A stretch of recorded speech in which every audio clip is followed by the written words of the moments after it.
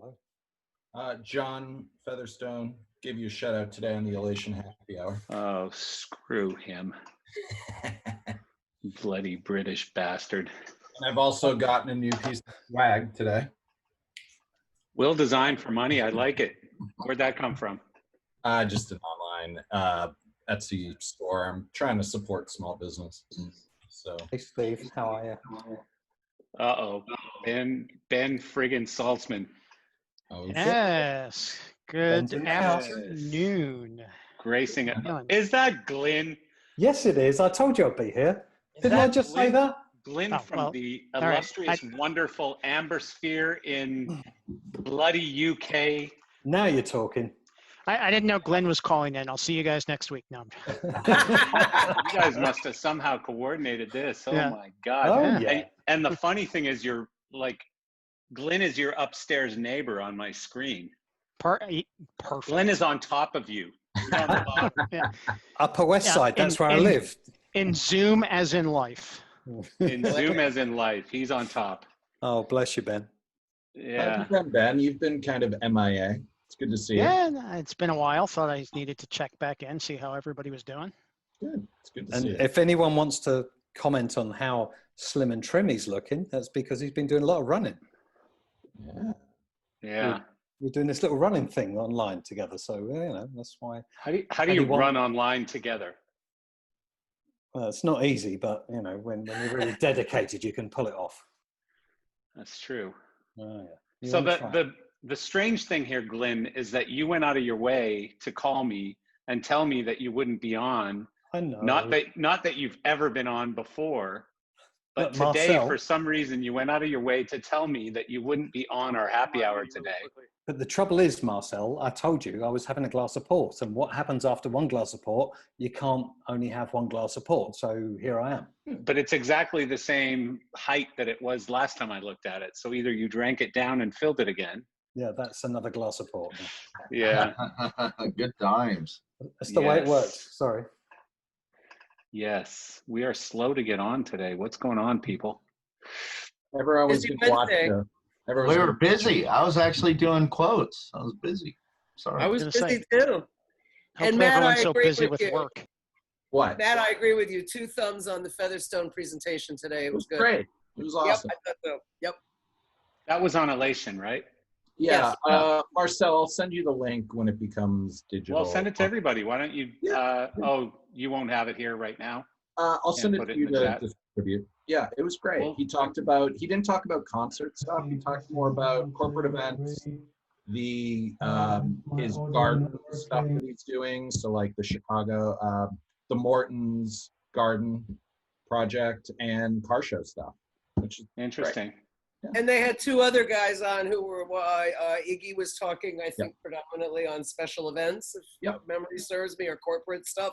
It was really interesting. I mean, from my perspective, I was watching and listening because these guys are just showing me the technology that I have not been knee deep in for a number of years. And so much has changed in 5 or 6 years. It's quite amazing. I mean, Very cool. it gave me a flashback when you started showing all the car show stuff. And Yeah. Chris, he actually A showed flashback photo- to when there was work. they actually, Flashback to park ads. Yeah. Chris, they actually did a show in that same warehouse we did that Land Rover gig at. Oh, that's cool. Yeah. You know, the funny thing is, I just made a joke about the flashback to when there was work, but John Featherstone himself told me today that he's doing a show in, I believe he said Las Vegas, very soon. And I can't remember when it is, but it's in the next few weeks or something. So I'm hearing that more and more. Somebody's playing a TV show or something. I'm not sure who it is, or else I'll mute you. Yeah, we But- actually have a gig next week in Nashville. We have several coming up right now. We've been really busy. It's a positive. I think it is. I think we turned the corner here. It's really really- good. Knock on news. wood, Chris. Knock on wood. I Yeah. hope so. I really do. I really hope. If it was Yeah. racing, it'd be one of those like triple apex corners, and you're just kind of at the front end of it, so you haven't hit any of Yeah, the- you haven't lost the wheel spin and you haven't spun it out. So we're Yeah. hoping for the best. Yep. Oh, good It's news. definitely good news. I got approved for an EIDL, which is good. Who's that talking? Oh, that's Matt. Good for Yeah. you, man. I know you've been Yeah. working hard on that, so congrats. Yeah, I got the email. I mean, You're it's, now in debt to the government. It's a beautiful thing. I actually looked at everything, and it's only like 14 grand, but it's Yeah. enough to cover me through hopefully rent and stuff through the pandemic Yeah. without going in my Good. savings. And it's Good. $67 minimum payment for 30 years, you know. Good for you. Good for you, Matt. Good for you. It allows you to breathe, you know, Yep. because Yeah. I know you were getting a little bit stressed out for a couple of weeks. So Yeah. that's a So very now I good can thing. actually focus on designing for money. Yeah, There exactly. you go. That's good for you, Matt. Good to Thank hear. you. Yeah. And Crew Nation opened up Monday, I want to say Sunday or Monday for applications. So anyone who's looking for that. Yeah, we had a couple of our subcontractors actually already got paid from it. So that I was surprised. That's good. That's good to hear. Hey guys, can I ask a question? You may. This is Tim Duffy, by the way. I got the invite and I've sort of shined it the last couple of weeks. I hate to say you guys got junked, but on that point of Crew Nation, not necessarily, but we've had a couple of business managers that wrote letters for specific crews and circumstances. But I've never heard of anyone actually getting a payment. How did they receive a payment, or how did they receive notification that they were cleared, not just eligible, but they're actually going to get money? Any idea? Email, and then they'll mail a normal check. Nice. That's Yeah. super cool. I'm glad to know that. Mine came as a direct deposit through Here's PayPal. Nice. And that's what I heard from our crew guys too. The same thing. They got an email and then they got the direct deposit. You know, it wasn't skyrocketing numbers, but it helped them through. Was it $1,000 or something like that? Correct. I think that's what they got. Well, I given saw some. the state that Live Nation is in, that's not surprising. It's still overwhelmingly positive. That's great. Yeah. And if it doesn't come through, I've heard if you email j.wiseman@prg.com, for sure it'll come through within a few days afterwards. Yeah. And then you'll have to rent from PRG for the rest of the year. I wouldn't hold your breath on that one, by the way. Just Can you saying. repeat that email a few times for me? Yeah, sure. Yeah.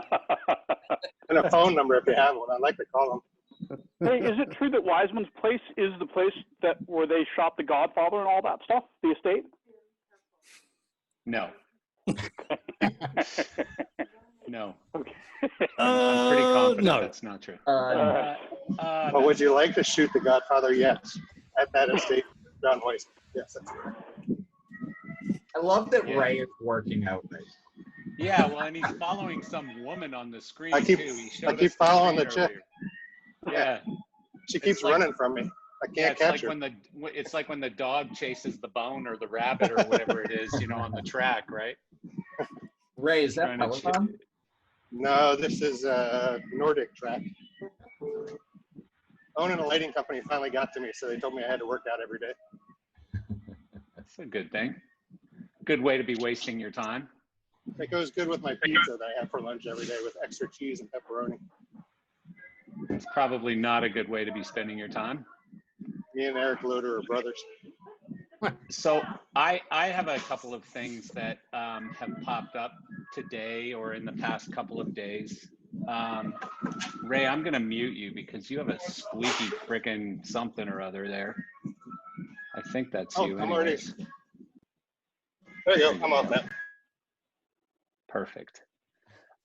So I had a couple of things. One was that I actually listened to a podcast that was a group of managers, agents, venue operators.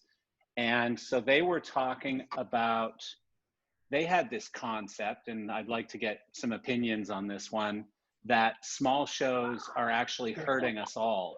Things like drive-in shows and what's his name, McCready, the one that happened in Arkansas that was 200 and something people in a 1,000-person venue, that's hurting our business, not helping our business, which, I'll give you my opinion in a minute, but because those shows are giving, what happened, I guess, is the next day there was all kinds of positive press saying, you know, look at this, shows are coming back and blah, blah, blah. So their opinion, the point that they were making was that this is giving an indication that we're okay, that everything's good, we're back to normal, and our industry is functioning and we're in good shape. Any thoughts or opinions on that one? I think can understand that. Go ahead. Nothing could be further from the truth, I think, if that's the impression people are getting by those shows. They're definitely doing harm. Anyone else? Yeah, you know, I can understand how they could come to that. You know, I think that's a fair take on it. I would say the other take is, you know, to have shows next year or to have shows in the future, you know, I think it's a good idea to do some small test runs where they kind of test the social distancing, test, you know, see what works, see what doesn't. And, you know, some of these drive-in concepts, you know, maybe they're a novelty, maybe, you know, there'll be something that becomes a tradition. I don't know. But, you know, I don't know that the opposite of that would be doing nothing. And I don't know if that gets us farther down the road either. You know, I think people have to figure out processes and test them on a small scale before they roll out on a large scale. Yeah, we did a couple of them. They're not money winners by any means. They're not going to save the company. That's not really the question though, Chris. So I mean, I don't think anyone's counting on those to PRG. If they did a drive-in tour, for example, that's not going to pay 3,000 staff or 3,200 staff that they have. But anyways, I want to continue hearing people's opinions before I tell you what mine is. Well, Sorry. I'd like to know what the safety parameters were, just for reference, because those are the things that we need to test. The revenue part of it's not going to come together for a while, I think for a long while.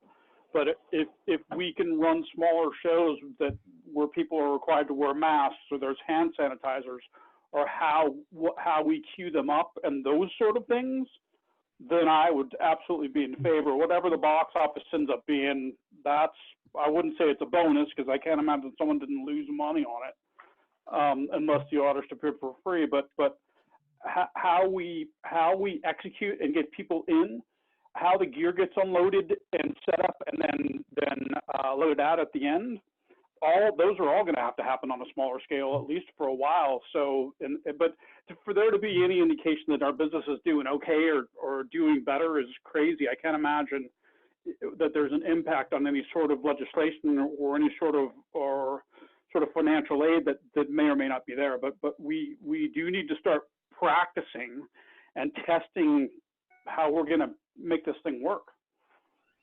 I agree with you completely. Dress rehearsal.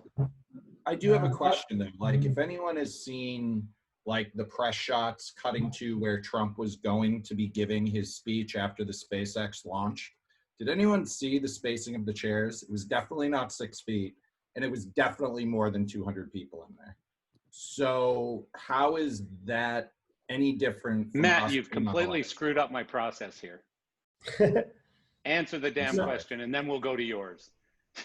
No, it's definitely something. Yep. There is definitely something that me and a couple other people in New York City are looking at, and those are definitely one of the questions. It's how do we elongate the load in? How do we make everybody safe? Not necessarily. No, I mean the points that were just given, I think, were very valid in that these are dress rehearsals. These are dry runs. These are, you know, in some sense, us proving to the world that we can do this without killing hundreds or thousands of people in the process. And so, you know, I'm still interested in hearing. Steve, Warren, I know you were attempting to say something. No, I was just jumping in to echo really what Craig was saying, you know, separate to what the press, to any way the press might want to manipulate it. I think people need to get used to going out to shows again. I think, you know, I'm overwhelmed by people's fear, this whole culture of fear of not going outside your front door. And I'm really glad to see people start doing some small shows. Spain seemed to be the biggest. They were going to start doing shows of 400 people outside, 50 people indoors. And as you say, I mean, it is a danger, because if people think, oh, well, you know, the entertainment industry is okay again, but you'd have to be pretty dark. Matter would know that's not going to save us, but at least it starts to get people outside again and get venues. But it's I'm a wondering- process, isn't it? It's a stepping process. We have to prove it's possible to do safely. Then we have to prove it's, well, hopefully it's possible to do profitably. Well, we also have to That's the kind of challenge. feel our way through the whole thing. You know, we got to figure it out. Like, you know, you were mentioning load ins and outs and, you know, putting people on a tour bus, if that's, you know, a thing anytime soon. You know, what's that look I don't like? see Do we tour need, buses being a thing anytime soon. I mean, I definitely see people flying people around. Already, I've been seeing some of that with clients of mine and other people I know. They've been flying people to sites to do site surveys, yeah, and people have started that. That end has started, and people are still talking about, like, I mean, I'm doing a quote right now for, you know, outdoor summer festival that used to be an indoor theater. yeah, So yeah, that's amazing.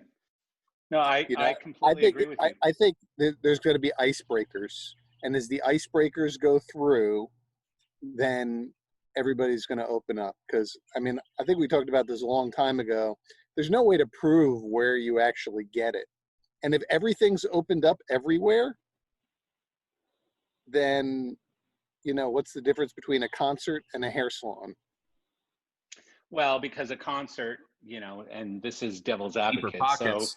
So no, but if 100,000 people go to a festival, or 50,000 go to a festival, or 5,000 go to a concert, and 100 people raise their hands and say, I got sick roughly around the same time as these other 99 people did, and we all blame it on Chris McMean because he had a concert, that gets a lot of noise. And if nothing else, you're spending millions of dollars defending yourself.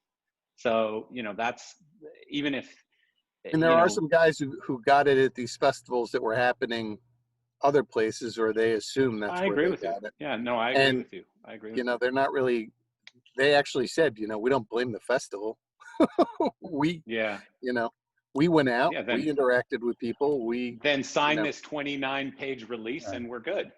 I mean, You yeah, know? there's 30 pages when I go to the amusement park, you know, Yeah. you know, it's like, yeah. click here for the link to our 40-page, you know, we're not responsible when your legs get knocked off on the Hulk ride. Speaking of amusement parks, Disney World, I think, announced today that they're opening June 15th or July 15th. Magic Kingdom doesn't open until July. Yeah. July 15th, I think. Universal Studios opens June 5th, and then Disney SeaWorld's and pretty SeaWorld open, are too. coming in on July 15th. Yeah. Cool. Hey, Marcel. Shanghai opened already, so Yeah. Yeah.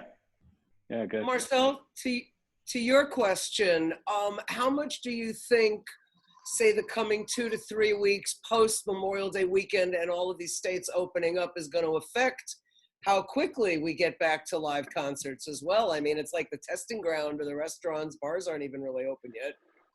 Well, you know, that's a political question, because is it political or is it scientific? No.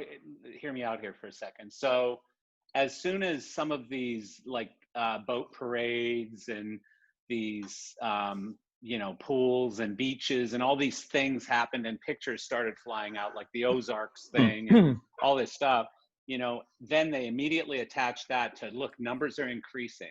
But we all know, because we've seen the news way too much over the last 3 months, that it takes 21 days to know that numbers increased this weekend. So we're not going to know for another 2.5 weeks. Well, hence my question. How do you think the next 3 weeks, what we find out in the next 3 I weeks have is no going to idea. affect To that? me, everything we're seeing right now is positive. To me, everything we're seeing, the fact that people are willing to go outside, that people are willing to go to restaurants, that people are sort of maybe looking outside and going, okay, well, that's not so bad. And I'm not making fun of, by the way, I'm, you know, one of these people that I don't wear a mask. I'm not very afraid, but I'm not against anyone who does wear a mask or is afraid. I have no issue with either side of this. I'm not going to poke at people or make fun of people. I did last week because there was a particular woman that was driving a car next to me. The lady texting between her legs. She was steering with her legs and texting while wearing a mask by herself in her car. I mean, that to me is just crazy, no matter what world you come from. So, but You know, so I mean, does anyone agree with what these people that I heard on a podcast today were saying about the fact that small shows are a problem because we're sending a signal that our industry is okay? I think there are always smaller gigs. I don't think it's any representation of what a major show is. Or representation that, you know, thousands and thousands of people are out of work as Broadway shut down. Right. And won't be open until next year. I mean, I know theater people who are, you know, changing careers right now, left and right, just because they need to pay stuff. I know a guy's house is in foreclosure. You know, they're, you know, people are in serious financial dire straits, you know. Yeah. So the time. That's the sad. So were the stuff for little sure. venues, the coffee shops, the small little rock and roll and club and just, you know, local venues, those are all in dire straits right now. I think you have to have a combination of both. Hertz frickin' rental car. Hertz frickin' rental car filed bankruptcy protection a few days ago. Hertz. I mean, you know, that's not a small company. I would say the general public doesn't have a good understanding of our industry. You know, they obviously they understand the artists, you know, and you know, I think there's a false assumption to a certain level that all the artists are making the same amount of money as the top 5%. And you know, there's not this understanding that a lot of the artists that we might work with are, you know, for the most part middle class, and at some point in their career they, you know, have a really good 2 or 3 year run. And as far as like the vendor community, the freelance techs, you know, I very rarely meet people outside of the industry that have any concept of what we do. You know, they think the gear is already in the arena and it just must magically appear every day. So, you know, the fact that, you know, someone had a show in Arkansas that only made industry news, you know, I don't know how that changes the public. Well, actually, no, the point was exactly the opposite, that it made like front page of, you know, USA Today or something, that it made too big of news and therefore told the world outside of our industry, hey, forget about these guys. They're okay. They're doing shows again. Yeah. They don't understand that a 200-person I think there's 90 million people in the general public sitting with tickets from Ticketmaster that are for postponed shows that they're waiting to go to next year, that have a really good understanding that the industry has not come back.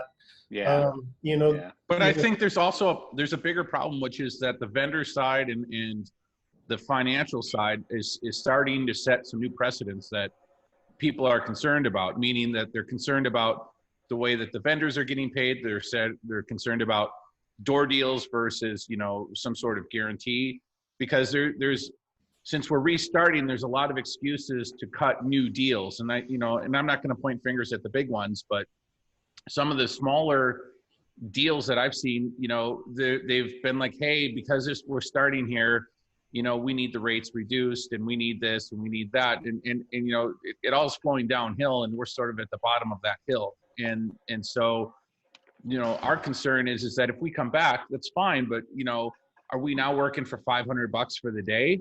You know, are we not getting our rates? Are the vendors not getting their equipment? I had one company that wanted to do a drive-in theater, and she was like, well, we should get a good deal because you guys aren't working.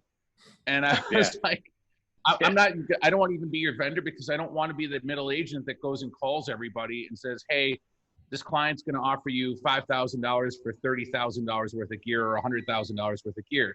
And so coming back too early is it's not the problem of getting COVID or all that. It's the perception of that there's bargains to be had, there's new deal structures to be had, and then does that become the new normal as we keep doing this over and over again? Because people are like, hey, do you want to work or do you want to have, you know, stay home? Yeah, those are the economic conditions, Patrick. I mean, the economic laws of supply and demand aren't going to magically change because people like rock and roll. Or too much volume. That's right. And I mean, the other really thing that people aren't talking about is the small business numbers. I mean, the current estimate by economists that are saying is that half of the small businesses in the United States will go out of business by year's end. So I totally understand that, Griff. Right. Griff, I'm with you. But paying somebody, you know, these ridiculously low amounts, like they wanted to do day rates at $250. I'm not kidding you. I can't make this up. But 8 look, hours. I'm not kidding you either. You guys were whoring it at the top of the industry. So what's to say we're not going to whore it now? I mean, come on. I mean, Fight nice, gentlemen. Well, someone is going Marcel, to get. Marcel, I think to your point, public perception has a lot to do with how our industry is looked at. And if indeed the press gives the impression that we're better off than we are, we need to do something to try to correct it and make it more realistic, don't you think? Yeah. Well, again, I was just kind of throwing it out there because I listened to it on a podcast. And while I don't agree with, you know, sort of the outcome of what they're saying, I do agree that it could be a problem, that, you know, when Absolutely. something positive, even if it's a tiny little positive thing that happens in our industry, but it gets 1,000 press releases that say, oh my God, look, concerts are back.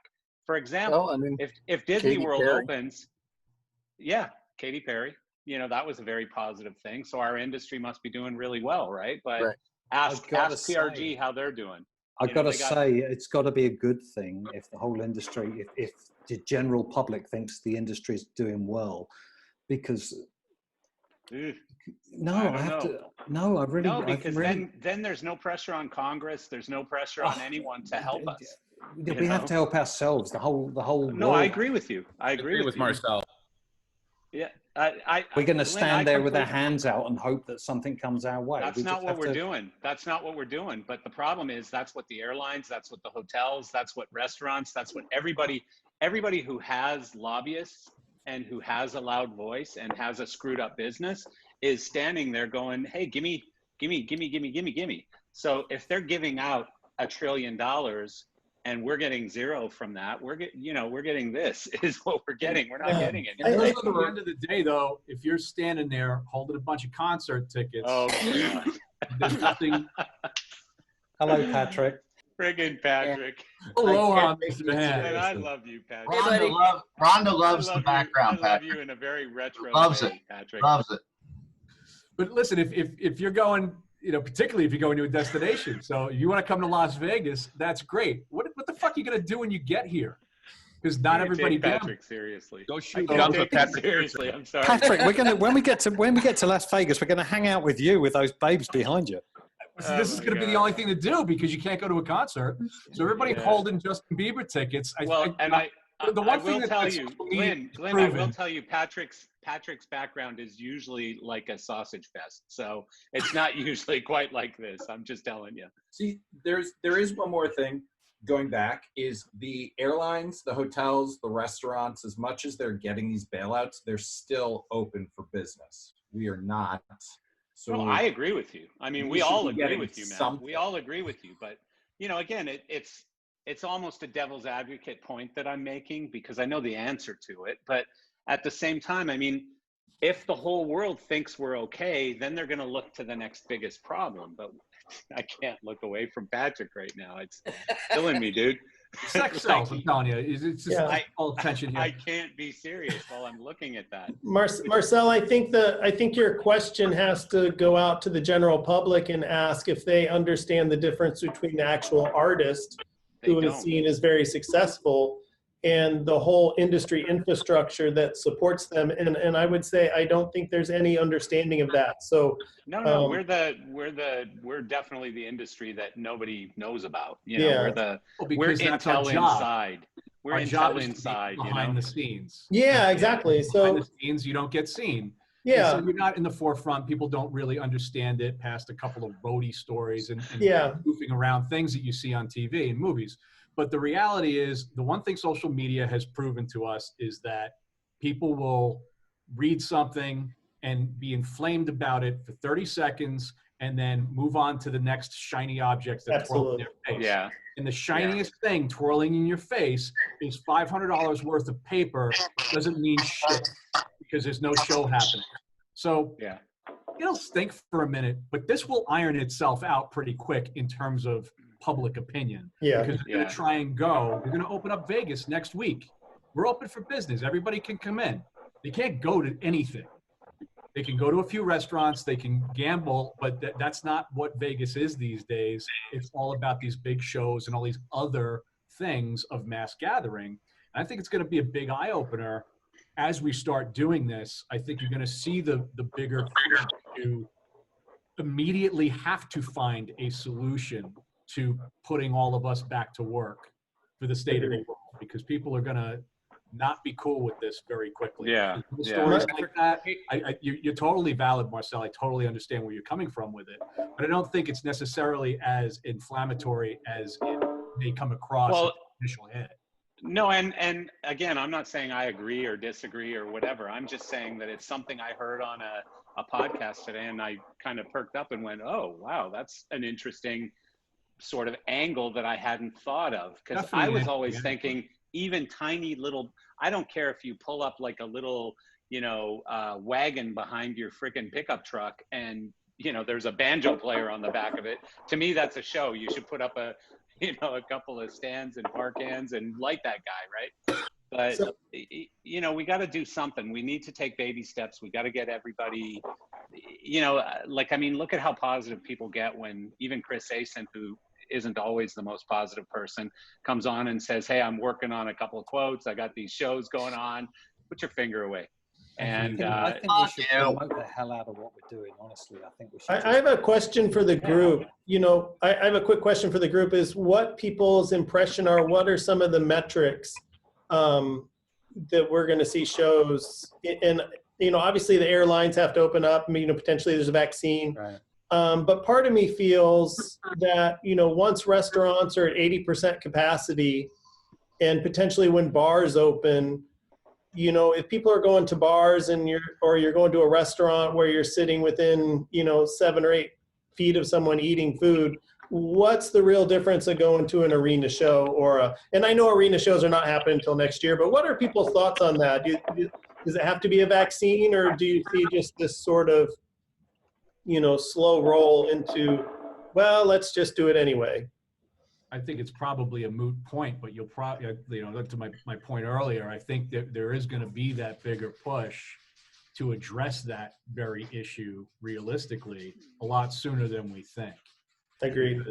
All of these other businesses are so tied to, they're the satellites to a larger event in many instances, certainly that the hotel industry, travel industry, all of those things. If we're going to continue this Zoom shit, nobody needs to go anywhere. So the larger economy obviously is going to suffer from that. Yeah, agreed. But Anybody else? So from that, you know what, though? We need to Gumper. stop doing these crazy shows in rehearsal spaces, and we need to get on with doing real shows with audiences.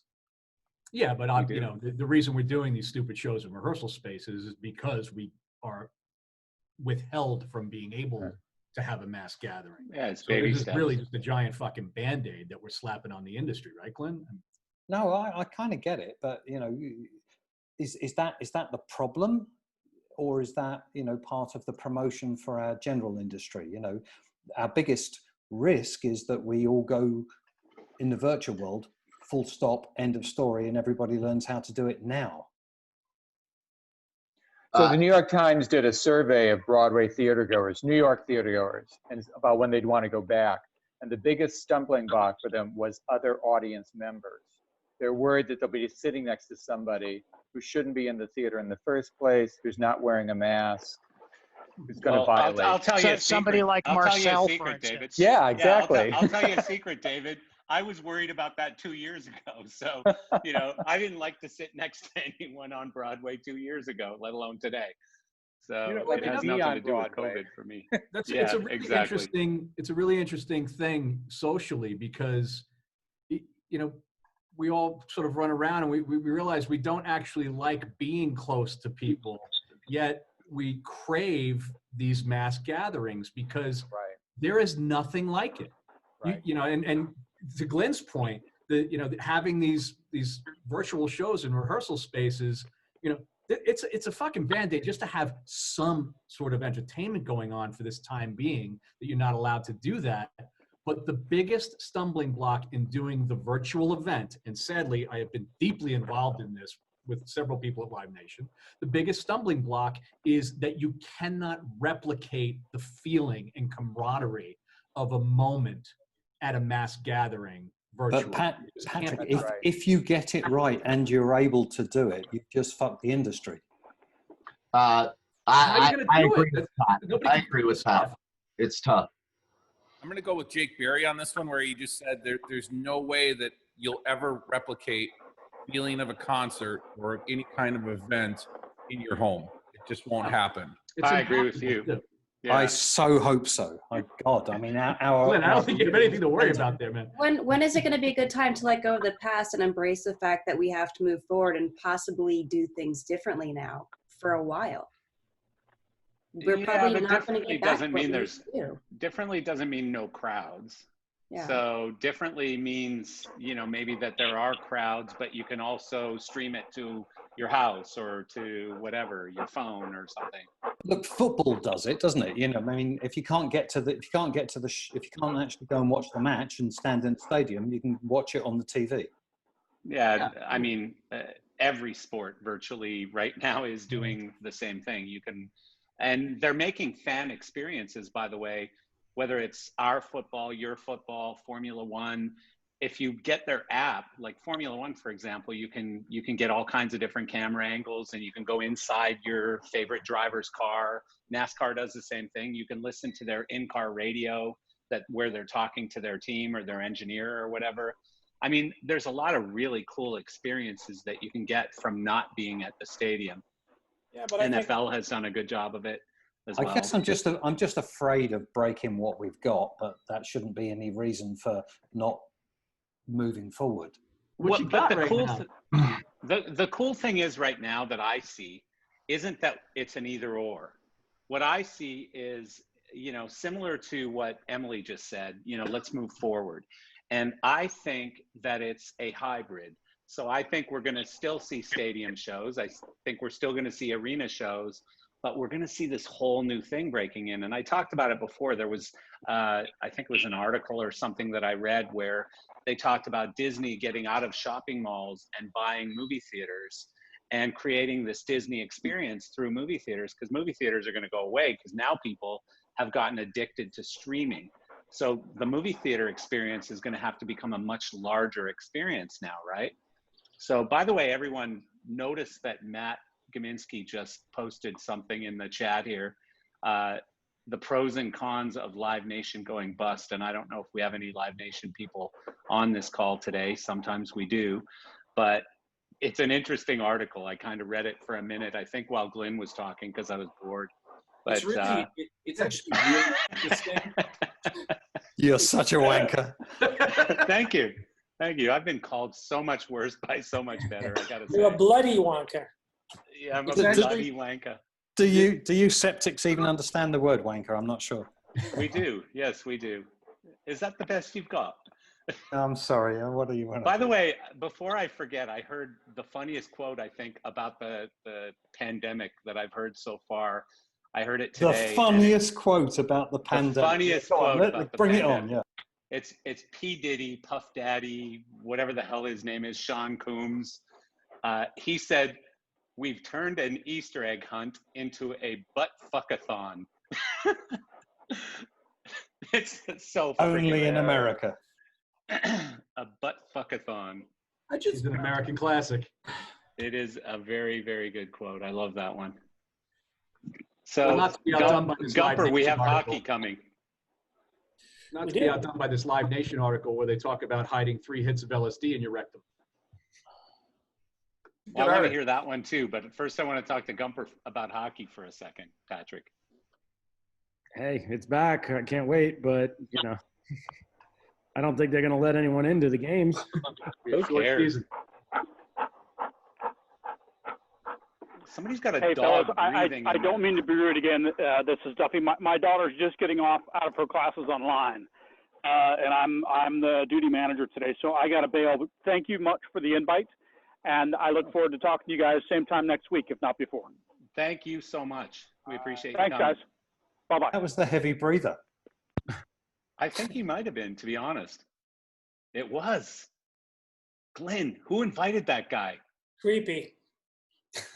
Who invited the heavy breather? Going back to Emily's point of what the future might look like, you know, one of the things that was, I don't think, reported about that Arkansas show was, as I understand it, was actually live streamed as a hard ticket for $12. Now, obviously, the artist wasn't well known. I don't know how many live stream tickets they sold. But, you know, the press was all about, oh, there's only, you know, X amount of people in the venue. It looks empty. You know, but put a more successful artist in there, and, you know, that's 50 people getting a really unique experience seeing a big headliner artist, and everyone else is, you know, kind of paying. You know, does live streaming become the lawn seats of the future? You know, people used to think, oh, well, who's going to pay $10 to sit up in the lawn, you know, way far away? But, you know, people enjoy it. It's kind of like tailgating. Any thoughts to that? You know, in the Netflix generation that's happy to sit on their couch and watch entertainment? Well, every major event now has pretty much had a live stream. When you start talking about, like, you know, like the things that we're involved with, the Made in America Festival, that immediately gets live streamed for free on the Tidal Network. Ultra Music Festival has their Ultra TV stream on YouTube, where they're streaming multiple events in various countries at any given time. You know, that's always been there. Yeah. And I think that what we're probably going to see is a bit of a shift out of that, for the fact that there's going to be a market for people that won't want to go because they'll have some personal safety issue with that, but still want to watch it now and be involved. And there'll probably be a shift to try and capitalize upon that. Yeah. Hey, John Rogers, 1 second. So everyone check the chat, because Eric Loader just posted something that's very, very interesting. Sorry, John, go ahead. Yeah, no, just to echo and agree with what Patrick said there, really, to be honest.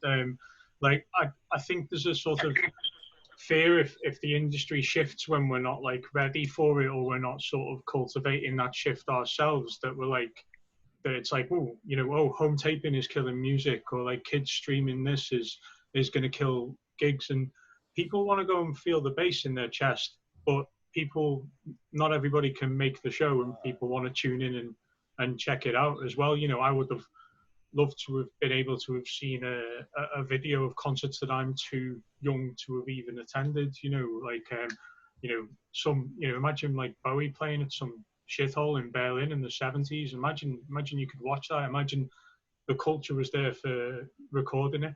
It also makes it more accessible for, like, disabled people and people who just can't access shows in the same way. So I think it goes hand in hand, and if we sort of shut our ears to it and go, no, this isn't the way we should do things, it's just going to happen without us. I mean, I'm 37. It's not my day. I'm not the kids. And very, you know, I don't think many of us Jesus, on what this... does that say about me? No, but you know what I mean? Holy like, I'm not... shit, I'm fucked. No, but, you know, I'm not 20. I don't have If you're Snapchat, done, you know what I I'm mean? Like, freaking expired like 20 years ago. well, no, I'm not saying we're done. I'm saying we're here to help guide it, where but does we've that got to put be you? informed, haven't we? You know, To Emily's point, don't you think that that's part of morphing into the future and redesigning our industry to accommodate this new world that we really don't know what it is yet? Absolutely. Yeah, well, I think we've got to be informed by young people and then help them facilitate their scene and their, you know, and what the shows look like for the next 20 years. And we've all got the smarts and the experience and the kit and the companies and the resources to do it. And who wants to be left behind when we could be a part of something really cool? Yeah, Not I me. think And for the record, I just want to say there is nothing like a live experience. You guys are absolutely correct. That cannot be replicated.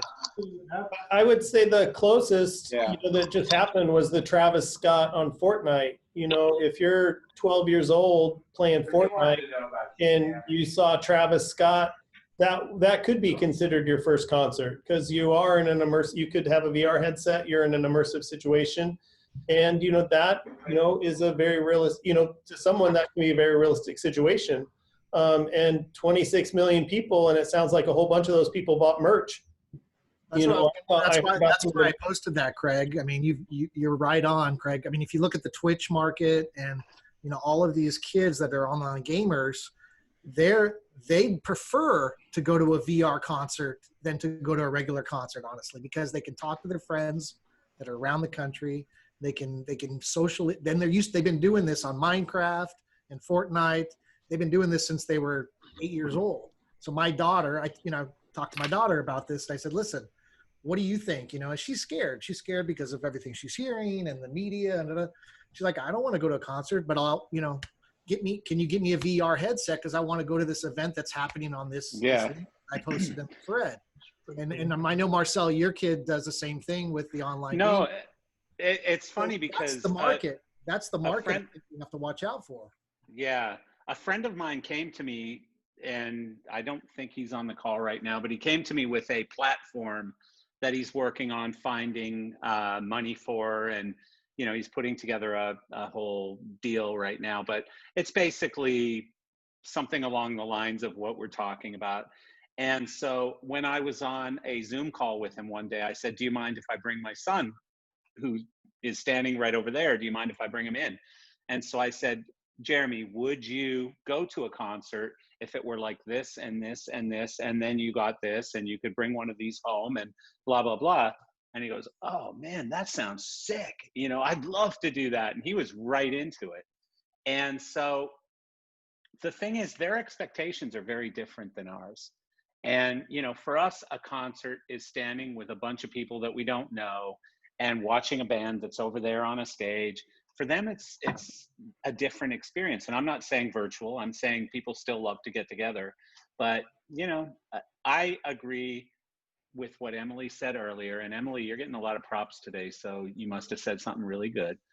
But I agree with what she said earlier, which is that we got to be looking to move forward. And I think smarter people than us are probably looking at this and going, hey, you know, there's a lot of stuff over here we need to be looking at. And Travis Scott, the thing was, with that Fortnite budget, you know, they made that thing pretty huge, obviously. And somebody just said 25 million or something. I heard it was 12 million. But whether it was 12 million or 25 million, it's a lot of friggin' people. And, you know, that means something. We got to be paying attention, because if we don't, we are the next Sony Records or Columbia Records or CBS Records. Those companies are all gone because they didn't pay attention to the fact that, you know, iTunes VHS or VHS. Marcel, here's the problem, right? Here's the problem. Thank you. By the way, Glenn, I have a question first before you say anything. Okay. Is it bad if I just bring the bottle with me now because I don't want to go refill? No, that's that a bad absolutely thing? fine. No, that's a good thing. All right. I'm just making No, sure. here's the problem. Madonna goes to a rehearsal studio, does one amazing show. She sets up the biggest lighting rig, and for 6 weeks load-in, it's going to be, you know, it's a huge business for us all because all our kit's out there and it's going to be great. She does one amazing show. She does broadcasting that show to 1 million people, and that's her tour. So it's 6 weeks, does the show, game over. Maybe she does 3 shows, so you get different nights, but that's it. It's not a year's worth of touring, and it's all that equipment isn't being rented, and that's what we can't. Isn't that just television, though? I mean, isn't that television? What's the difference between VR and television, except you're watching television with it strapped close to 20 your years head? of age. 20 years of age. Well, I mean, my kids do television and VR, and they spend more time on their computer. But when I say let's go to an amusement park, let's go to a concert, let's go to some other activity, they get completely excited. So until the virtual rides like actually make you throw up,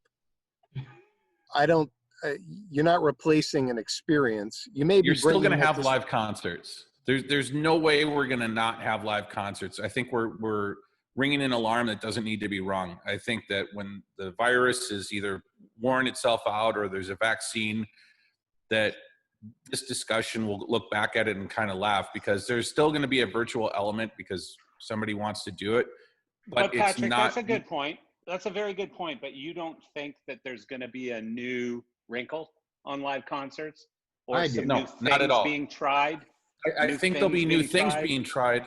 Yeah, there'll be new things being tried, but I don't think that we're going to see touring go away and that we're only going to work for a couple of weeks and do. That's absolutely not, because I don't agree. I don't agree with that either. I agree with you. People still are going to want to go to clubs. They're going to want to go to Ultra, because there's an element that you're missing in your living room, which is Patrick Dearson's background. And until that ends and that can be done virtually, then there's no reason to Trust stay me, at home and Patrick has never done this in real person, so this is. No, he has. only I've virtual. heard. It was on Craigslist. Yeah. He's never been in a room with naked ladies. Let's admit. Not this many, anyways. But and they I have think no that interest in him. Believe me. you're going to miss out that human interaction. People go to Coachella for 40% of the music and 60% to be seen and hit on girls and guys. That's it. So yeah. I just think it's our biggest risk if that becomes an acceptable. Not that we can do anything to stop it, but if that becomes an acceptable standard and that's okay, it's like wearing these things now is more comfortable than having a phone it won't be. Yeah, but Glenn, when you say biggest risk, I mean, this is it a risk or an opportunity? Slope. No, but this is I agree with you there, Patrick. Yeah, so this to me is a slippery slope.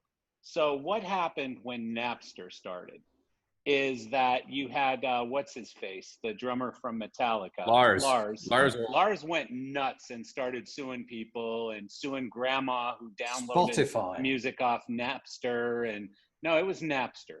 Yeah. And so basically what you had is some of the old schoolers, like we sound like right now, started saying, no, we got to block them and we got to sue them and we got to stop this from happening. Well, what happened there? So obviously online music happened. And what happened is as Napster was fighting these battles with Metallica and the Beatles and everybody else, Apple came in and said, hey, we're going to create a sort of paywall platform here where people are buying songs for 99 cents instead of stealing them. And we think this might work. And they were right. And so then in came all the streamers and everything else. So, to Glenn's point that, that's sort of the caution, because you can look at that. I mean, I certainly look at that and go, well, thank God they did that, because now I've got more music than ever before, all on my fucking cell phone of all things. And other people look at that and go, well, they completely destroyed that whole genre of having to pay for music. And I think thank God it happened, Patrick, because that was the birth of the touring industry, really. Suddenly the whole profit center for bands and management turned into touring. So now the only way, because they've totally demonetized listening to music online, the only way you can make money is go and make that authentic experience. But aren't we being silly and assuming that touring isn't? Wait, but Glenn, you love that concept. You say, thank God it happened because it revolutionized our industry. And unfortunately, you don't want it to progress to the next thing. Correct. Exactly. I mean, if it makes more money for me, I want it. Yeah, it will make more money for you, but you have to be ahead of the curve. You can't, I mean, we're not going to look the opportunity now. Marcel, tell me what the curve is. I'm all in. Yeah. I've got a scenario here. So, I agree. Live is it. But that's a certain amount of people who are going to make it that night and are going to go. And maybe somebody has to watch the kids or whatever. And having seen Zoom and the like, there's going to be another percentage that could potentially sit at home and not just be looking at a bunch of different faces. No offense, everyone. You all are beautiful. But if those were all the different cameras and I could choose to go in on the one I'd like to see, or even bring up connection to Google and get the liner notes as to when this song came out. Absolutely. In real life, this is going to be a way of a better experience. Market. Yeah. And so film rate. Guess what too? How many of you have done a show for 12 million people in the audience? And Travis Scott was 12 million and somebody said that it was, I think Craig said it was 25 million or something. I saw 12 million. Yeah. Okay. So the number I saw was 12 million and in the report that I read the next day. Either one, they're very big numbers. So would you rather do shows for 20,000 people or for 12 million or 25 million people? And so if we start looking at it that way and saying we have a much broader audience, and, on my podcast, I'm always asking people, are you designing for the 10,000 people in the arena or the 2 million people that are going to see this on YouTube in the next 48 hours? And, it's always a good question. Yes, Eric, go ahead. Sorry. Yeah, I know I was late to the party here, but I stimulated a little bit of a topic, but I just want to go back to the idea on the Napster and Apple and let's say Netflix. What if Live Nation opened up a streaming service and for $20 a month, you could basically watch any concert you want to watch? You know, I would pay for. I haven't had to go to Ultra the last few years, right? Thank goodness, because I can watch it on TV. Now, what I can't do is I can't really select which DJ I want to see. But if you paid for that and you want to see a certain DJ, you know, I know people would pay for that. So I think that's where this is going to evolve: is paid 100% services. agree. Paid services. Don't you think That's they would gonna- need less that's gonna lights to do that? Eric? Yeah, No. but is the goal? Do you have a crowd? Is it being filmed in front of a crowd? You still need a crowd. Yes. You still need a crowd. Because we just did something with a comedian just as a little test run, and let me tell you, it was disastrous without a crowd. Just doing the filming. No. You need a crowd. You need a crowd. Have a crowd. I can Yeah, assure you've you got of a one crowd thing. in a rehearsal Comedy sucks studio. by yourself. But Yeah, the point is, guys, terrible. there's going to be people that are comfortable going to a concert, and there's going to be people that are not comfortable, or a Broadway show or whatever. And there's going to be people that don't want to go because they're scared. So Right, so that's going to let the people lower go. demand. Then it's going to push prices down on the ticket prices, and that's going to then push prices down. But then the streaming package goes in, and they supplement the production costs with the streaming package. No, With but the if less you look people at, for example, UFC has pay-per-views where you can pay whatever it is, $59. You can sit at home on your couch with as many people as you can fit in your house, and you can watch that fight. Or you can go to a venue in Las Vegas and watch the. And by the way, with UFC, this is not even a great comparison because concerts are much better live than they are on television. UFC is much better on television than it is live. Way, way, way better. It's not even comparable. And so the if market that was is the always case- going to be there for the event, and you have to add value to that event all the time, right? So Yeah, I but- believe, Eric, I think what you just said is brilliant. I think the Netflix of concerts is either going to be done by Netflix, or Elon Musk is going to come steal their lunch. Yeah, and do or it for Amazon, them. or Amazon, or somebody. The only Amazon or trouble Google. is, the only trouble is currently a lot of us make our money from renting lights or doing shows, and we're paid per show, not by audience, but per show around the world. So, you know, Madonna, go back to this thing. Madonna does one show, she can satisfy 1 million people, and they all pay some money, and Madonna gets loads of money. That's great. Unfortunately, what she doesn't do is she doesn't go and play to 10 or 5,000 people in each city as she goes around. So each of those times that she moves around, you know, instead of it, she can do 6 months worth of touring in a night, and suddenly there's less equipment over time. But Glenn, I've been hopeful like you for the last few months, but I hate to tell you, our business model is changing. No, I agree with you, Eric. I would like to throw in, you know, I agree definitely the business model is going to change. A couple of good points that I want to bring out. I think Glenn had a really good point, you know, about the profit center. You know, once artists couldn't make money on records or their revenue on records, and they realized the profit center was touring, they're touring. And that's been a fantastic thing for the touring market. You know, as soon as that profit center switches to something else at whatever point in the future, you know, I can't imagine an artist being real excited about being away from home for 8 months at a time to make a living for years on end. No, but I think we're going to see more residencies and long-term performances. So like the Greek Theater here canceled their season, the Hollywood. Yeah, but they could still have a season with one artist playing for a week, and it's 300 people per night. You know, they could still cover their production costs and make a little bit of money. I definitely think that, but with all this talking, you got to remember when we were talking about large artists, they toured extensively to build that audience.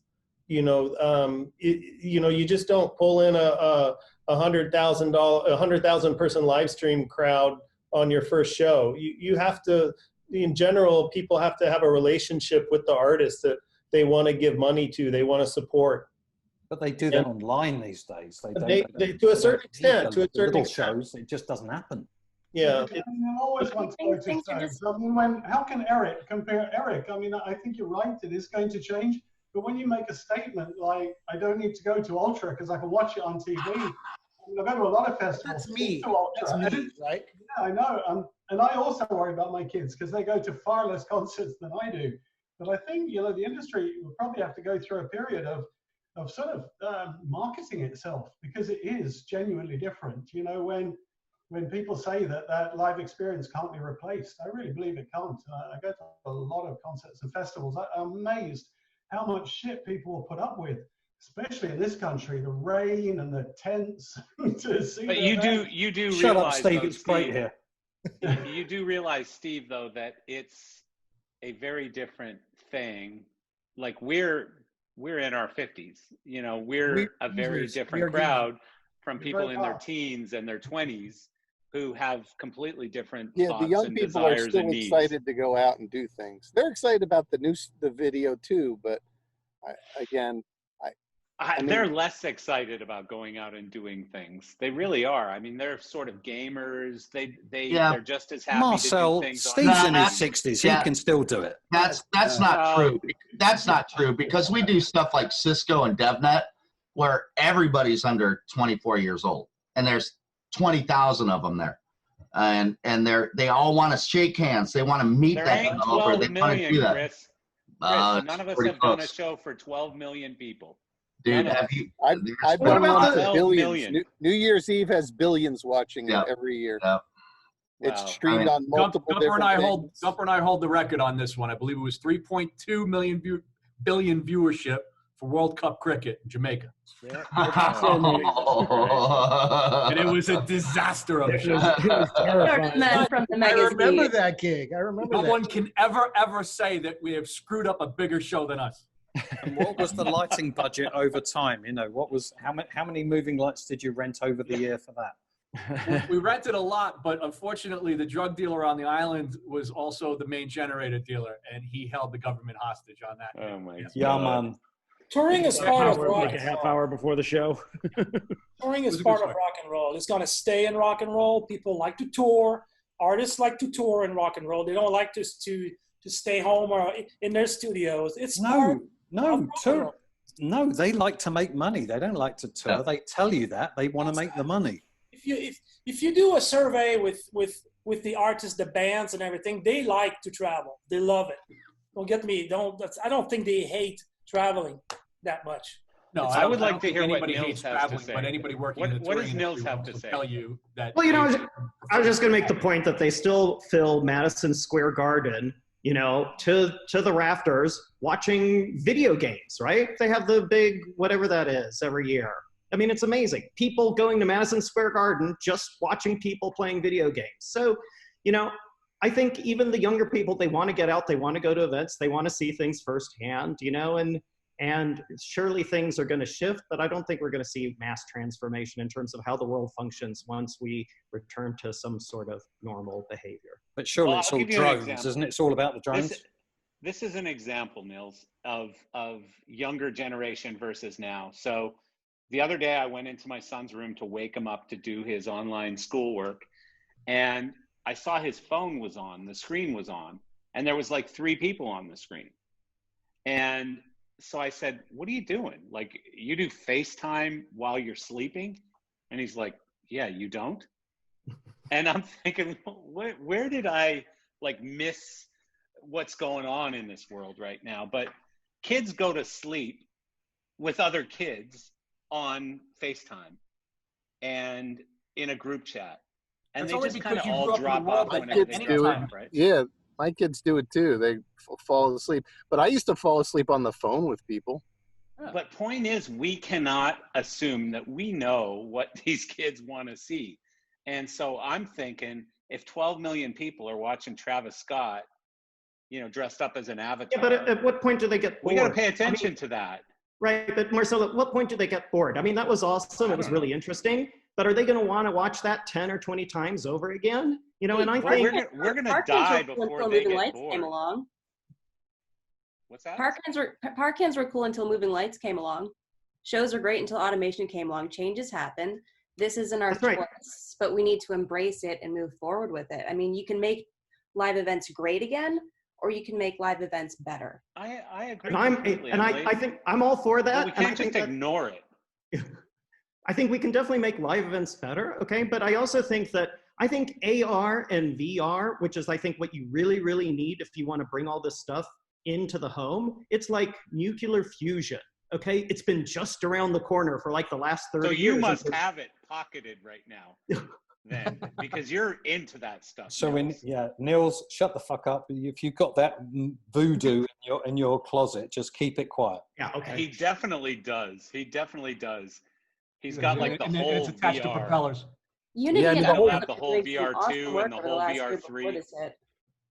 There's a whole VR system that I was looking at my kids for Christmas. It was like 10 grand. I mean, at some point, I just say, why don't you just go outside?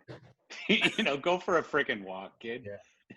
Like, do you really need a VR that takes you for a walk? Just go for And a I walk. feel like this is us plugging more and more into the matrix. Like, we need to get the hell outside, and I think nobody really wants to be. We've scared the shit out of all the kids. They won't go outside. We've scared them to death. Put on a mask. Good one, Craig. About time you stepped up. Yeah, I mean, my daughter's happy being homeschooled and doing the online learning, and she doesn't have to get up till 10 o'clock or 11. She'll work till mid. I mean, this is a whole new thing. I think we've set a really dangerous precedent with the younger generation, and they're going to be the ones that dictate where this goes. Yeah. Well. Yeah, I mean, they're going to have the party with or without us. That's for sure. Exactly. I mean, for sure, introverts are loving this right now. People who were kind of afraid to go into a crowd 6 months ago are kind of loving what we're doing right now. Or sort of antisocial people, like sometimes myself. I'm loving restaurants where I can sit down and there's nobody at that table, nobody at that table, nobody at that table. I got 10 feet on any side. Oh, restaurants! Imagine restaurants. That would be wonderful. We're not. You can't go to a restaurant yet. That's gonna lower the expense accounts. Yeah, I don't know. I think I've been to restaurants like 6 times in the last week. I don't know. We're the only place in New York State that isn't open right now. Where are you, Matt?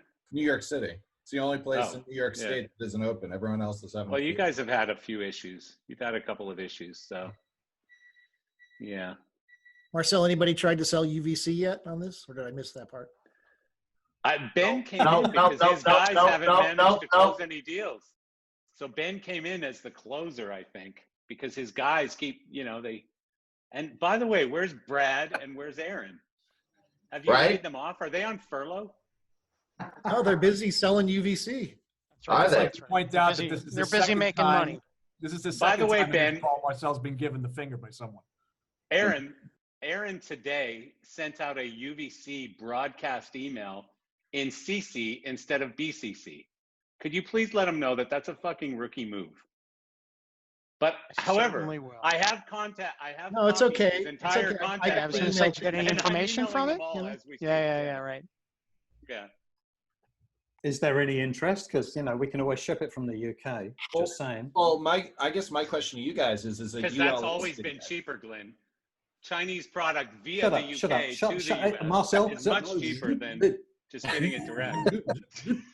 Yeah, the right voltage, everything else is all good too. Yeah, don't worry about that. It'll be fine. It'll be fine. Just give us the is- credit card information. All good. Is your stuff UL listed yet? Because they know. Yeah. I'm sure it is. Yeah, it's all good. Okay, Ben, good. Because It's CE. It's CE rated. We're good to go. Good to go. my CE. But what I'm finding is people don't want to buy the adapters, and then in June the 110 units come out, and it's Yeah, we Don't worry still about that. the UL adapter. The whole world is finding the same thing, Matt. So you're not In alone on that Glenn's one. world, CE Nobody listing is wants close 240 enough. volt product. Yeah. Patrick, step down. We're just glad their I've seen you launch scale got the field canceled so before. Justin and Patrick could be with us today. So Eric, Justin what has about a much better background than I do. Eric? What about the UVC? What's the news from you? Yeah, come on. What you got going on? Not- I think he was. I just want to busting know Ben's because balls. I think just he was want to know. busting Ben's balls. Earth to Eric. Hey, come by on. the way, Earth to Eric. Chris, your microphone works. You don't have to yell. Oh, just for saying. Christ's sakes, I can't hear anything. I guess. Yes. I think it's going to be great. I think it needs a little bit more R&D. Promotion. A little less cancer on our in call. A little bit more R&D, and it's to come up with the right solution for our industries. I mean, I think there's people that are trying a lot of different things, and let's see what sticks. But for sure, there's a market. For sure, there's interest. I mean, right now, all the solutions are just using a regular fluorescent lamp. I don't think people are too excited about replacing fluorescent lamps every year that are not inexpensive. So I think an LED solution would be the ultimate high power LED. But that's I think it's gonna need some more mercury R&D. vapor, isn't it? The current solutions from Philips. It's not fluorescent. Blah, blah, blah. Yeah, fluorescent T8 format, let's say. Bulb, you know. So let's see. Right. No, you know what? Guess what? These are opportunities for all of us, or for some of us right now, that I believe will be relatively short term, because as soon as concerts are back, we're going to go, who wants to sell that shit? You know, we're not interested in that shit anymore. And we're going to move on to what we really love to do, why we're in this business. I don't know. You know, It we're depends not, if we're there's not in this another. business to Depends if there's sell blue another virus fluorescence. around the corner, doesn't it? You know, this is just 1/19. Oh, What is it, Glenn, COVID stop being 20, such a 21? wanker. Glenn, quit bitching. He's a harbinger of doom today. Glenn, all you need to do He is really fucking is. He's pivot. so You just need to negative. start selling video switchers instead. You're going to be great at this. Yeah, I know, but sorry, It's it's my easy. first time here tonight. I wanted to make You're an gonna do impact. What am I online gonna do? concerts. You get out of lighting completely. Lighting sucks anybody. Everybody knows video's the way to go.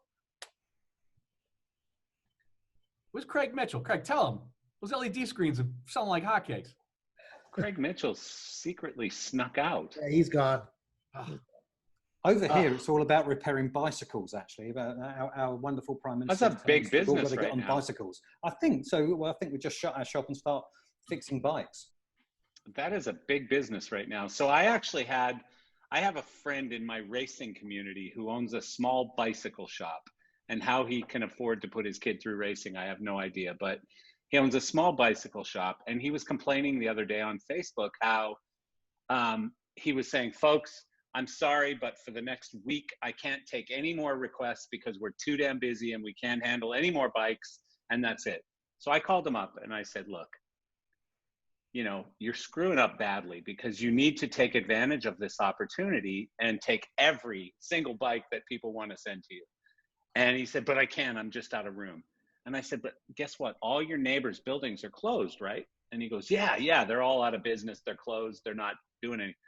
I said, why don't you go to one of your neighbors and say, look, I'll pay you $2 per day per bicycle that I store in your facility. And, you know, it's all going to be short-term storage, but I just need it for storage because I'll do the repairs in my shop. And he goes, oh my God, that's a good idea. But that's the thing that I say to everybody all the time on these calls, and every time I talk to somebody, is just, we got to be creative. I mean, at the end of the day, we just got to be Make creative. lemonade. Make lemonade, exactly. Because we got loads of lemons.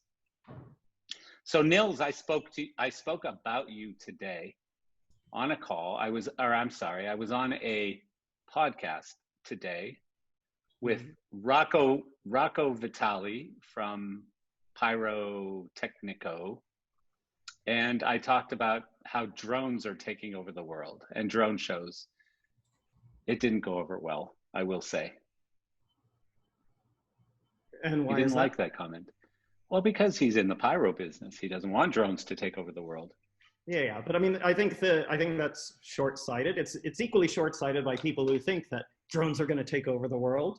I mean, I think the two will nicely coexist for some. That's time. where we basically ended up. No, I just want to know if we're going to have pyro drones. Pyro drones. Actually, he Love it. talked about a pyro drone show. Already What been could go wrong? Yeah, Grucci did that in Dubai. Exactly. Grucci did it in Dubai. It's definitely going to happen, but it's banned in the US. You can't do it. So we'll No see. explosives launched from drones. Shame on us. Don't they have a drone with a machine gun now? They want That's to save why. that. Yeah, they want to That's save right, that. that's what I think. That's another Well, great. that's Patrick sent me a military. link. Dude, it's Drone with a machine gun. Patrick, the fact that you can just reach over there and grab a machine gun is somewhat frightening to me. I saw that movie. What was that? You'd think you'd have to live in Florida for that. No, Nevada's just like Florida. It's great. We just don't have a Ben, you've been Oh, quiet all shit, day, and look that's at what him. you come up with? I'm just here to listen. That's all you got? Come on, man. You could do better. So I have to call someone out here on this happy hour because I've had 2 glasses of wine now. So in the entire time that I've been doing podcasting, I've done about this much editing. And so there was one particular guest who happens to be smiling on this podcast right now, who made me do this much editing for one podcast. So in an entire year and a half, I've done this much editing, and this guy made me do this much. And not only did he make me do this much editing, he sent me time signatures of at, 24.24 seconds .03, you need to change this to this. It's time to name and shame. So by the way, not only could I not edit it myself, he had to send me an edited version of the podcast that I could then replace the regular version. So I'm not going to tell you what his name is, but he's smiling right now. So look around. Name and shame. Come on, who was it? Oh, I'll hold him up to it. The timestamps were basically where I said, "Hey, this probably shouldn't be in the podcast." Yeah, it was awesome. Gibson, it was awesome. I just want to know how come no one's called out Rob for being in what appears to be the upstaging demo space, working on what appears to look like a gig. Actually, Ben, we are experimenting with your product, ZachTrack. Oh, there you go. Oh, and yeah, party. Because nobody seems to come here and talk about gigs. It's just talking about politics. Nicely done. Well done. Oh, Mr. Gibson. Gigs. Gibson. How are you, sir? Have we just changed everything and we're going to talk about gigs now? Nah. I like it. We're here trying to figure out, everybody talks about AR and all these super awesome things and experiences and workflows, and we're here trying to figure out how it works. And, it's not quite there yet, I will say. We think we've got some of the tools that you need to do it, and we're making content and making scenes and loading them up into the servers and doing it. And the Katy Perry thing must have taken a long time, I can say. Yeah. How's that the was stuff working out for you? But you couldn't tell when she was not quite sure when she was stepping over things. You couldn't tell. It looked totally natural, I thought. I thought it was great. It was really great. Thanks for turning me on to it last week. Well, she does rehearse things within an inch of her life, so you expect that she'd have it down. Rob, how is the ZachTrack stuff working? It's really cool, man. It's like they made it easy enough for all of us dummies to actually do it. So we've got it spitting out accurate PSN into the skies, taking that, doing multiple trackers, assigning particle emitters from it, and flying a drone around and emitting particles off of it in our little 3D space. Very cool. Wow. Whoa, that sounds freaking awesome. Craig Burrows, I didn't get a haircut. I don't know what you're talking about. Sure looks like it. It's a damn good looking haircut too. I bought the last pair of clippers at Walmart on Saturday. So. Literally the last pair of clippers. Anybody wants me to ship them to them, I think FedEx is still working. I got to say, I bought a pair about 20 years ago, and it's the best ever investment I've ever made, better than any share investment I ever made, because, weekly, or a couple of weeks, every sort of 3 or 4 weeks, I do that, and it never misses. It's amazing. You've done a great job, Glenn. I love it. Yeah. Hey, by the way, before I forget, I would like to just pay homage to Jeff Ravitz for an Emmy nomination today. Very nice. Another one. Perhaps there's Congratulations, a behind you some there. Thank you. Yeah. Bravo. What was it We'll for? see We'll see what happens. It's an award show that I do in San Diego, teacher award show. That right. feeds into We the talked about it. national award. Yeah. So it's a really nice show, and last year was a good one. So thanks. Congratulations, Jeff. Thank you. And don't you have like a shelf full of Emmys and stuff? Those things, all those old things. Yeah. Those old things, yeah. Yeah, no, I've got a few. Good for you. Hey, Jeff, can you mail one so I can just get a photo with it, and then I'll send it back to you? No problem. It's available for that. Just donate them or rent them. It's fine. Yeah. That might be a good business. There's probably a few on eBay, I imagine, around these times. Could you send one to Patrick? Because I don't think you get those free DM shows. Patrick can have a background with a bunch of Emmy awards on it, instead of 80s bimbos. I'll put up my bowling trophies next week. Coffee at the office would taste so much better if he actually won one. Oh. Patrick, you were talking about your iPod, and it's a funny story because the first time I met you was the first time I had ever seen an iPod in real life. You were working for Shakira at a festival, and you had all of your cues in an original iPod click wheel 5 gig, and I was like, this is the future. This dude has all his cues in a text document in his iPod, and he can program all the cues now. Was that the video one? No, it was the OG Firewire 400. It was like, this is like 2000, 2001. I think he still lived in New York and hung out with Brendan. And I didn't realize how many things I did with a damn iPod. Because when the video one came out after that, I actually used that to serve very low-res video to backgrounds. Those original iPods are worth like $1,000 now. Like you could sell them online. It's crazy. I've got one in my cupboard somewhere. Well, you should make a lot of money off of it. So you can pay, some of your money. eBay? I think I've got an old original one somewhere too, and I could use $1,000 right now. I think you'd be surprised at how much old crap lying around is worth something on eBay. Pack rat. If that's true, I'm sorted with my garage. It's just full of old crap. I got to tell you. Yeah. There you go, man. Start digging it out. Dang! Look at that. Bill's got one. Boom! I just pulled it out of nowhere. No, it's the original one with new. the buttons. You have to have the play, pause, and forward and backwards buttons. Who's saying that? Me. Got to have the Firewire 400 on top. OG. Man, OG. come on, guys. I thought I had an original. Like Gen 1. That's like a Gen. What Gen is this? With the 5 separate buttons, so they click separately. I found an iPhone 1 in my drawer. Nice. So if somebody wants a iPhone 1, grand? the original one, I got it. 1,000. I wonder how much my old Palm Pilot is worth. I got another machine gun. Nothing. Yeah, Another probably. machine gun. Wow. Everybody was pulling out wireless point-and-click devices. I figured I'd grab mine. Yeah. Justin Lang's on this call, but he's no video, so he's just talking. He's also got his mic muted. Can't spell his name. And he spelled his name wrong. Justitin. How are you, Justin? Justin Lang? Maybe it's not Justin. Lang. It's Justin.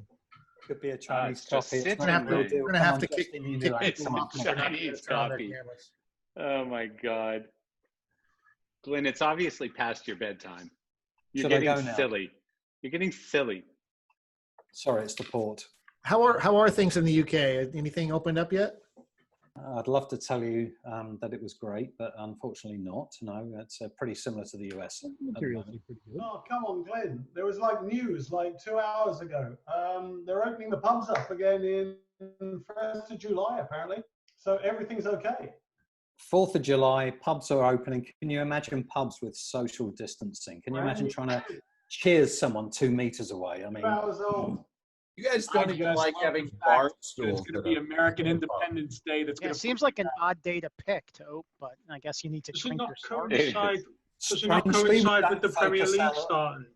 Strangely, we don't focus our life around 4th of July, just saying.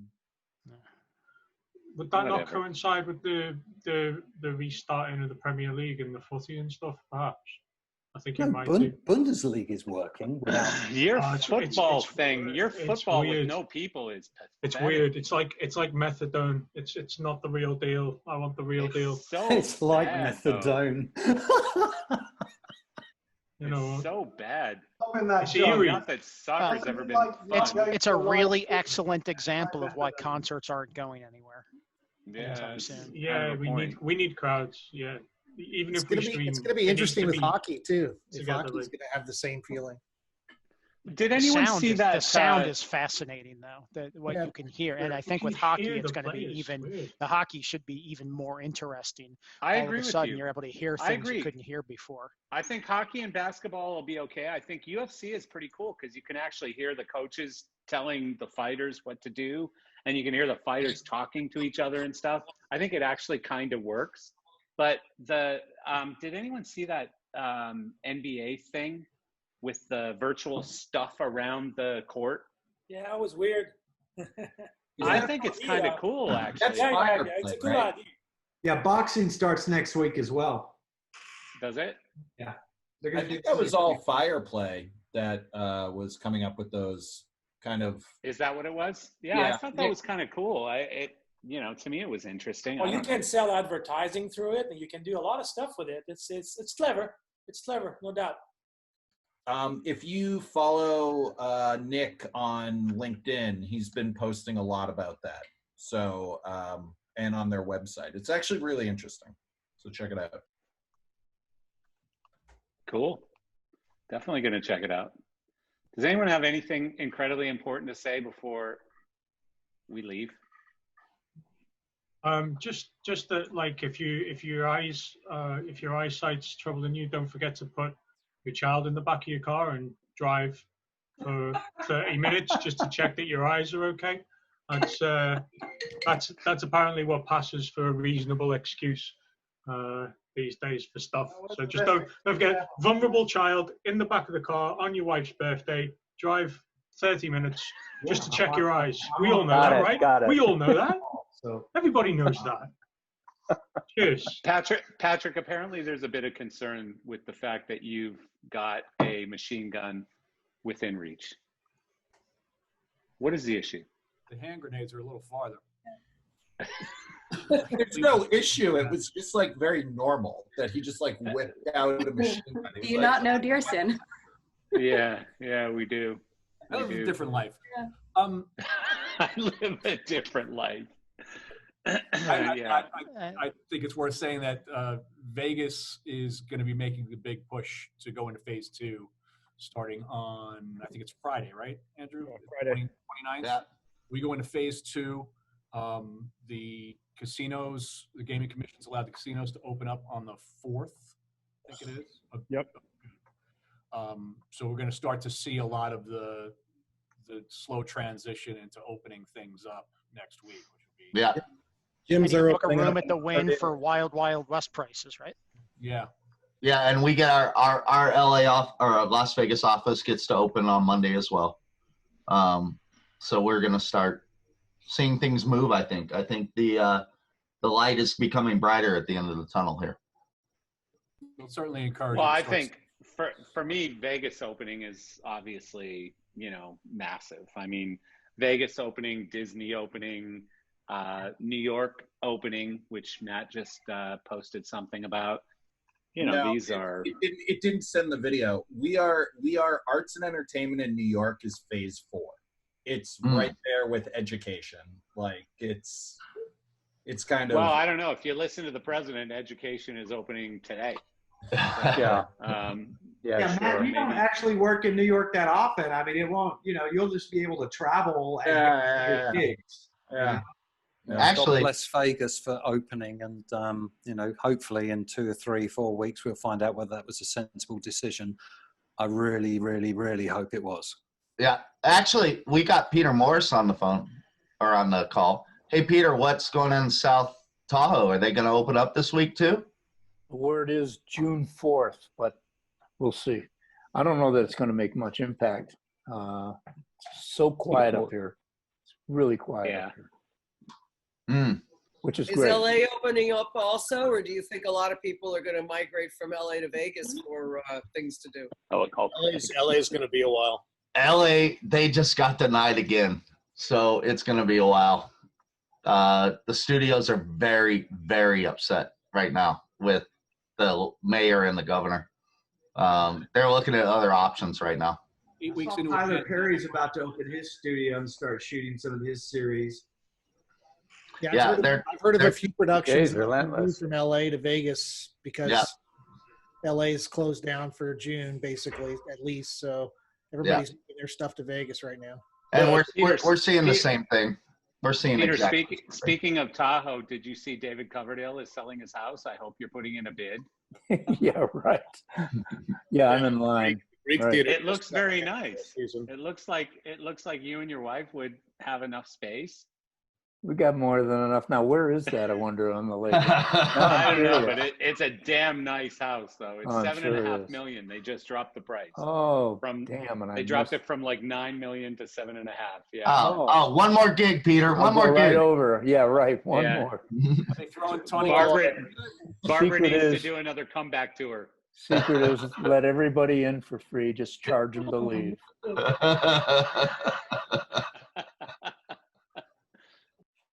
That's called what's that called? Kidnapping or something like that. Bait right, and folks. switch. I don't know. Is there any word as to when the Vegas entertainment venues are going to open, like the Park Theater, etc.? No, not as of yet. All of the all of the residencies are still in waiting because they. Yeah, my wife works for Share, which is why I'm asking. They've been canceled all year. Hey, Patrick, didn't they say the bars are not going to open too? That aren't in the casinos as well? No bars. Yeah. Our bars are open down here in Austin right now, and people are having a good time and wearing masks, and they've got cleanser everywhere, so it's going okay so far. How do you drink wearing a mask? Carefully. Very carefully.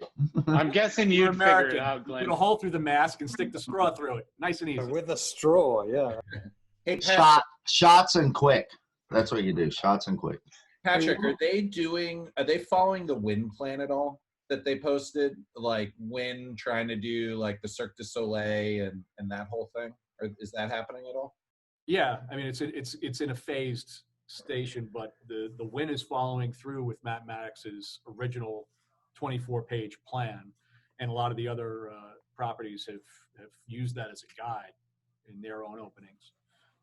Not everything is opening up, and I think this is kind of the blessing to some degree of MGM owning so many properties in Vegas. They're actually able to keep it contained to only opening several of their properties as opposed to everything opening, which I think is going to help a bit with the financial recovery for the other casinos as well, because you're not going to have this massive flood of people being spread out across all the properties. Where they're just making a few bucks here and there. They're able to phase it a little better as tourism starts to come back.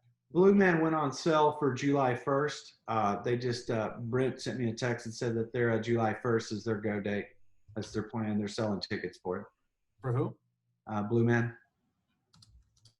Is Old Town opening at all, or is it just the new part of the Strip, Patrick? Yeah, no, Old Town's going to open as well. Andrew, are you still on?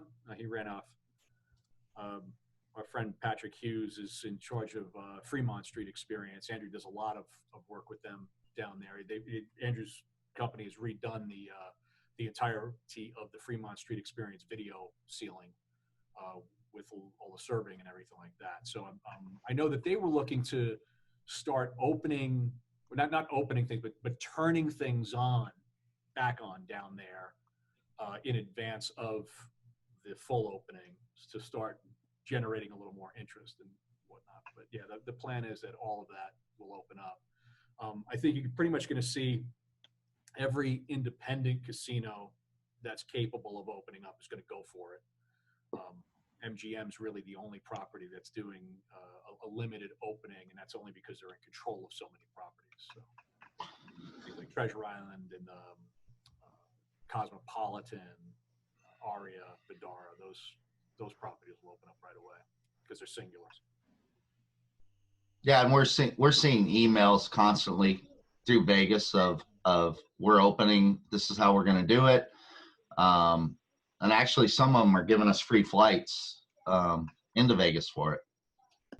The owner of the D Casino downtown, he's offered to the city of Las Vegas 1,000 free flights that he will pay for, with the caveat only that his travel teams book those flights. But you don't actually have to stay at that casino. He's just doing it to start bringing in revenue into the city itself. And I got another email from MGM with almost the same, They're all going to be offer. very aggressive in what they offer. So we'll see. Fingers crossed. I think the bigger bellwether as to what we're going to see in terms of an uptick in potential cases is probably going to come from this past weekend with everybody's Memorial Day holiday plans. Here in Vegas, Lake Mead was obviously a huge attraction over the weekend. And funny enough, there was no restriction on the number of people coming into the recreational area of Lake Mead, nor was there restrictions on, it was just suggested social distancing on the beaches, which pretty much went out the window. Yeah. That we saw, everybody was clamoring on top of each other. So I think that, the next 14 to 20 days from this past weekend is going to be really telling, more so than the amount of people that actually come into this town. Yeah, that's what we think in Ventura County here too, because LA County is still closed. We opened up our beaches, we opened up our restaurants, we opened up everything for the last 3-day weekend, and we were packed. I mean, no parking, freeways packed, just like the old days of summer. It was, in 14 days, our numbers may skyrocket here. Yeah, it's going to be very telling as to how this is going to wane for the next few months as things start happening.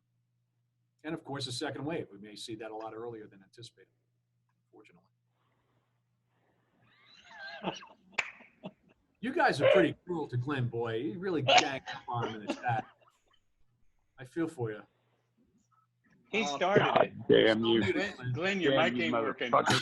His hand in his pocket. You're muted, Glenn. Oh, Glenn, you son of a microphone. You're just making it worse on yourself, Glenn. Trying to save you here. Let me unmute you here. Let me unmute you. Here you go. Oh, it's not a lighting console. Oh, you're in. You're hitting it twice, Glenn. This is humorous. Hello, Marcel. Yes, sir. Okay, I'm back in the room. Back in the room. Oh, wait, Glenn, you got to be quiet for a second. Lowell. Hey, man. I didn't know if my mic was on. It wasn't on earlier. Your mic is on. Well, I just had that problem, Lowell. Okay. Hey, very, very entertaining. I just wanted to put in a little old plug for, I guess everybody's seen Bruce Springsteen live in concert. And I mean, I've seen dozens of times, and I mean, he's so electrifying and so wonderful. And Jeff Rabbits has done his Lights Forever. And I was promoting TV last week, and I still watch a lot of TV. Sorry, I just do. And but there's I wanted to promote something special that's called Western Skies, and it's Jeff did the lighting for it in a great big old barn, and it's Bruce Springsteen's latest album. It's 13 different songs.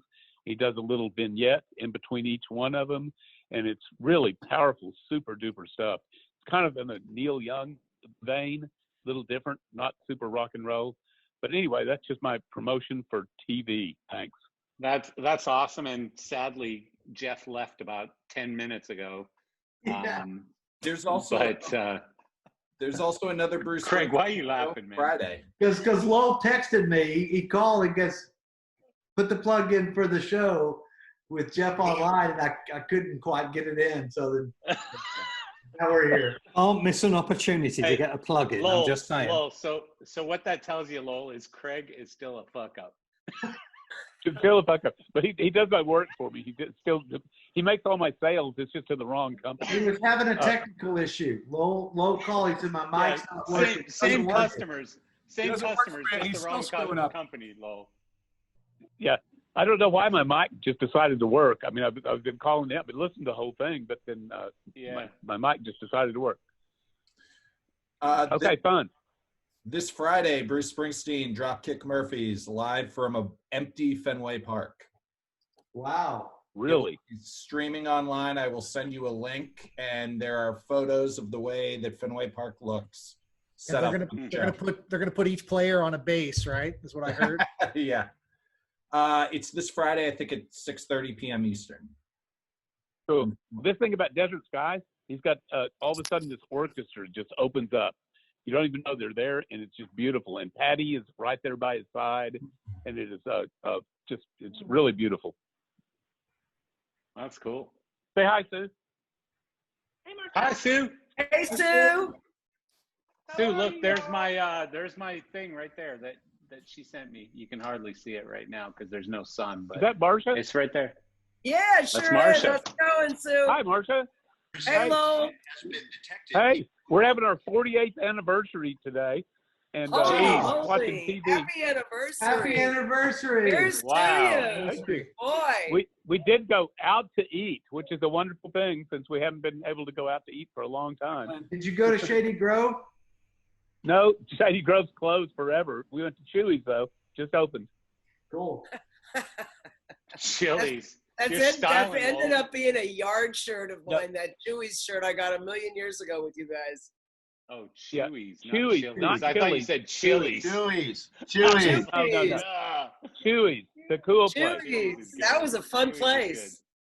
I like Chewy's. Yeah, it was good.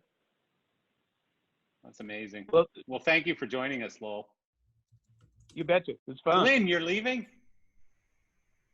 N's leaving. I think he left. Neil's still on there? Oh, you're still here. Hey. Hey, Neil. Nice to hear from you. Nils is here somewhere. Maybe he's not. I just see Marcel pushing buttons everywhere or something. He was, and Peter bailed too. Nils left. Peter left. Everyone's leaving. Yeah, fucking likewise. So bitter. Well, happy hour's over, right? It's time for TV. I think so. It's time for TV. All right, folks. Thank you. See you later. Thank you, Marcel. Bye. Thanks a lot. Love you, mean it. Thanks for hosting, Marcel. Cheers, mate. Thanks for another good one. Yeah, don't hate me, Marcel, you bastard. I love you, Chris. I love you, man. I love you. See ya.